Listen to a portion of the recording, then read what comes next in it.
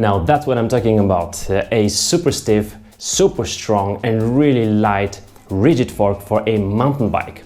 Welcome to Ken and Danny Studio. Tonight we're talking about a Specialized chisel fork. It is really a cool stuff, and it's one of the greatest upgrades, in my opinion, for two groups of the riders. Let me start with the second group, which is smaller. That would be mountain bike cross-country riders who are racing, and when they're going for some uphill races or some marathons, even cross-country races with not so many routes and rocks and not that difficult terrain, much stiffer and much lighter fork will be of a great improvement for them for this kind of racing. So having two forks like the suspension fork and this one is a great option in my opinion. And the first group of riders is the largest one, and these are, in my opinion, once again the amateur cyclists who would buy their mountain bikes for, let's say, around $1,000 or somewhere around 800 euros.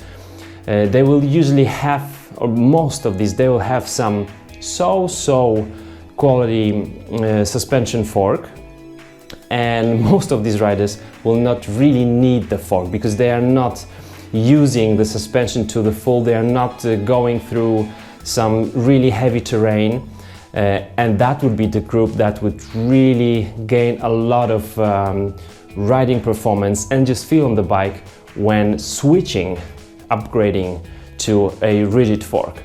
Why is it so? Let me tell you just a couple of informations about this model. This one is for 29er. It's a full carbon fork, so we have carbon legs made of unidirectional carbon fibers, monocoque system. Looks just awesome. It's matte black, so this is how the carbon looks like, with some small red Specialized graphics. The steering tube is made of carbon as well, so it is a full carbon fork with the aluminum rails for the bearing here for the headset, and then the aluminum dropouts. Specialized calls their carbon fiber a FACT carbon, which stands for Functional Advanced Carbon Technology.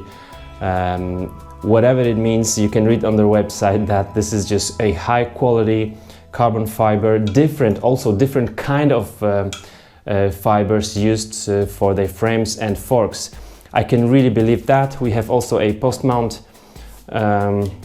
for the disc brake here, 160mm.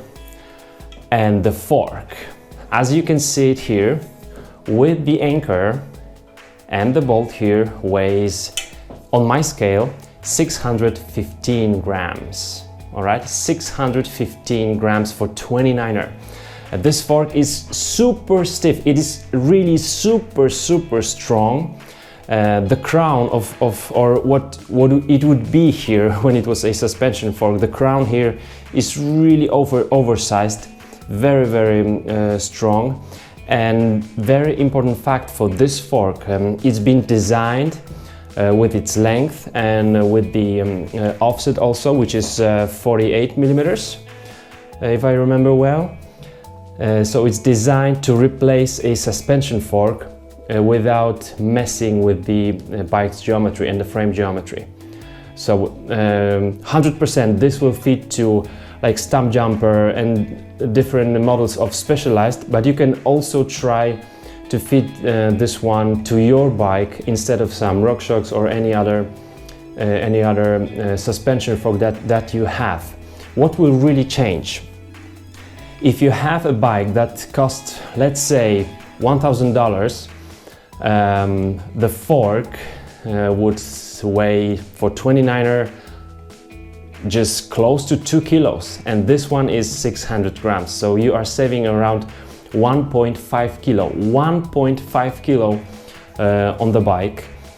Or if you have like really good and very expensive fork for 29er that would weigh maybe 1500 grams, you're still saving almost 1 kilo. That would be around 900 grams, which is great weight saving for your bike without sacrificing strength of the bike.